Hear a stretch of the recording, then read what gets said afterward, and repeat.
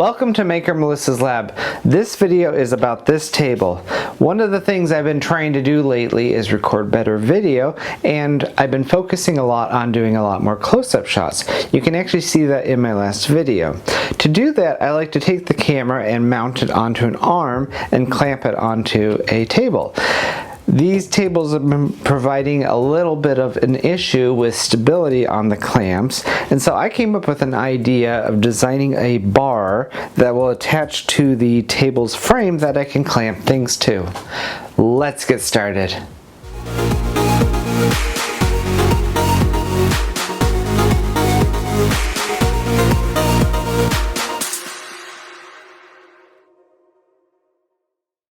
I recently got this new table for doing my YouTube videos, and this one's great because it folds in half for storage, and it's a little bit thinner.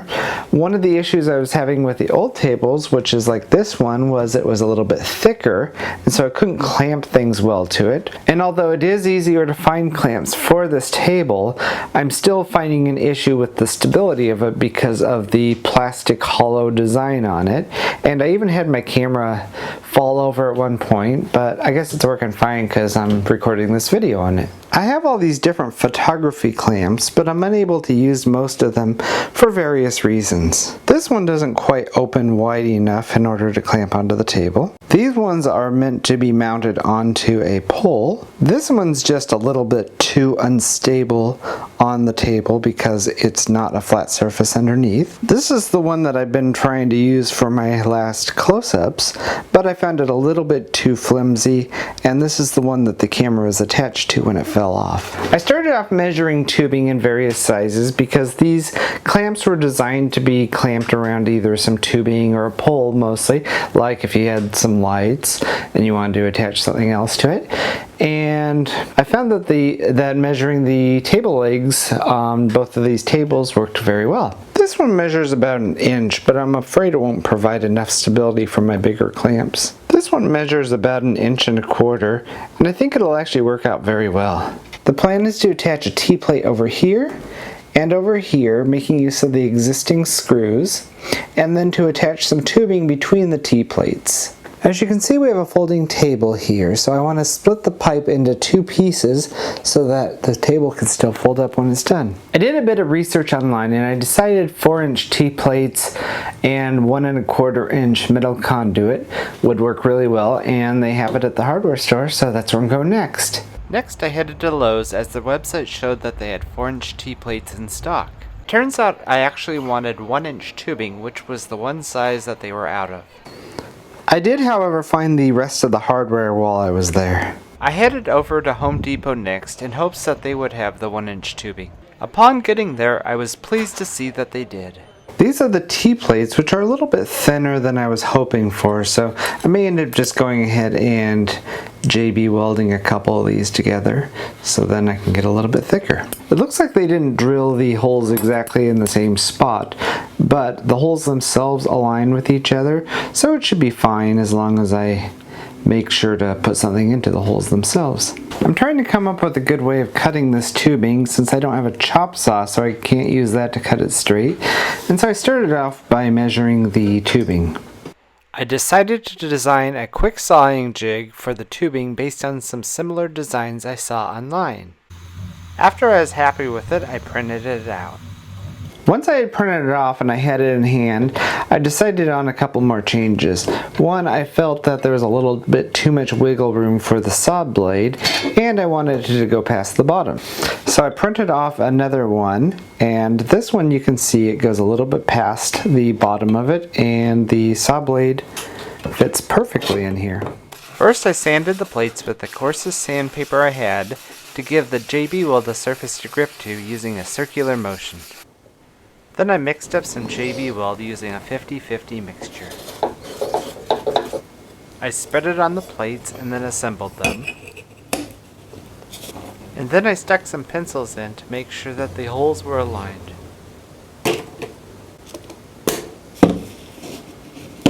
And it turns out that using Dawn detergent to clean up JB weld works really well. My hands are clean, and so is the table. Next up, I measured out and cut the tubing and went about 1/4 inch shorter than the table half to account for the end caps. I filed the tubing a bit so it didn't have any metal burrs. So I got these all cleaned up now, and at this point I'm just going to go ahead and let the JB weld cure overnight, and I'll continue this video tomorrow. Okay, so it has been 24 hours, which means the JB weld has cured and the T-plates are ready. While I was waiting for the JB weld to cure, I went ahead and designed some end caps. I used a bit of trial and error to figure out the best size of the end caps. Once I figured out the sizing, I went ahead and printed off a few more end caps. I'll use those a little bit later on. Let's work on the T-plates next. They got a little bit messy here, and so I'm going to go ahead and clean them up with an angle grinder.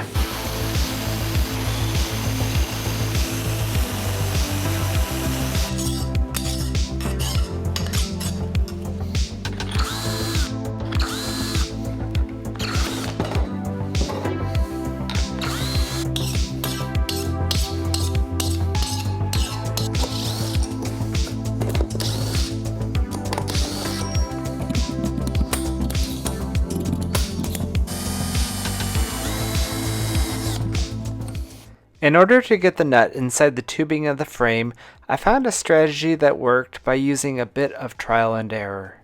I started by using a metal rod left over from my 3D printer build to push the nut in until it was under the correct hole. I then inserted a long screw, twisted it into the nut, and then lifted it up. Using the rod, I temporarily held it in place while I swapped the long screw out for the shorter screw. I then held the rod against the flat side of the nut while I tightened the screw. These are actually hitting the plastic because the frame sits just a little bit lower than the edge of the table. So that means I'm going to need to cut away a little bit. So I'm going to go ahead and mark it, and I'll go ahead and cut that away next.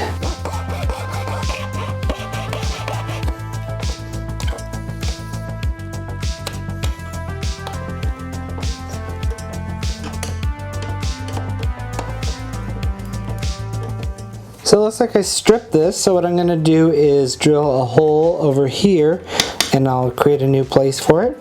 And I'm going to go ahead and stick another set of screw and nut here. So I attempted to drill another hole here, but I was careless and I did it on the table and I went right through, which means I kind of stripped out the hole. Okay, so these screws do work when I don't have this on here, but they are not catching when I go through here, which means I'm going to need to get some more screws that are about 1/4 inch longer than this or so.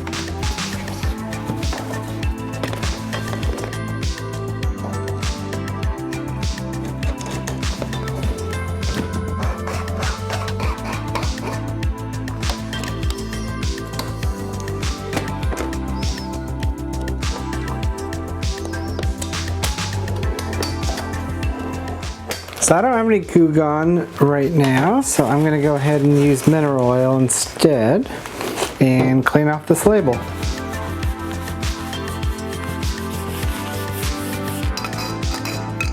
So what I'm going to end up doing here is using this cap that printed a little bit too small. You can see it's a little loose here.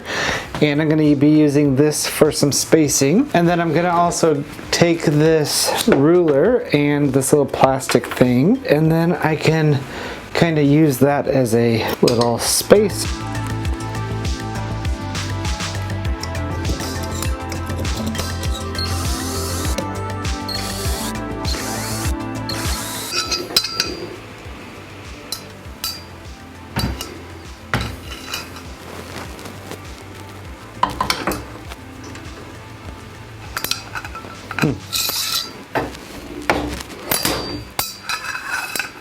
Maybe this magnet way is not the best. Oh, come on. Okay, so I think I may have come up with a really good solution. I ran to the store and I got this little grabber thing. It's for plumbing. You just kind of squeeze it and a little claw comes up. And I'm thinking I can use that to hold a nut and then put it into the pipe and it'll hold it in place.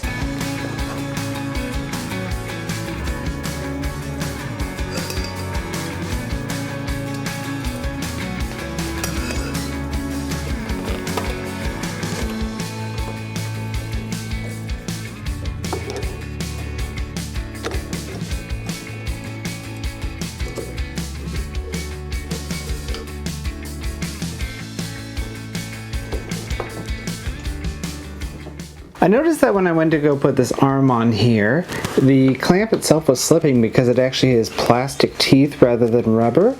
And so I've gone ahead and removed the bars and coated them with gaffer's tape, and then I have reattached them on here just so that the video doesn't end up too long. So there's one more thing I'd like to do, and it involves a quick modification of this bolt.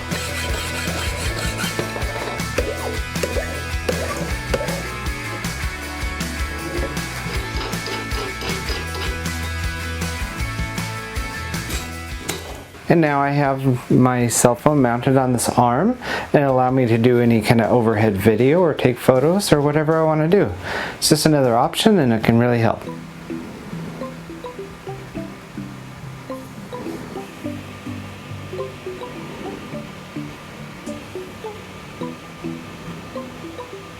So I hope you enjoyed the video, and be sure to hit like if you liked it. It really helps out a lot.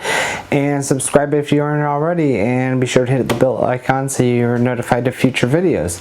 Also, I have a Patreon now. It's down in the description if you'd like to take a look and maybe support me. That'd be very helpful. Thank you, and I'll see you in my next video.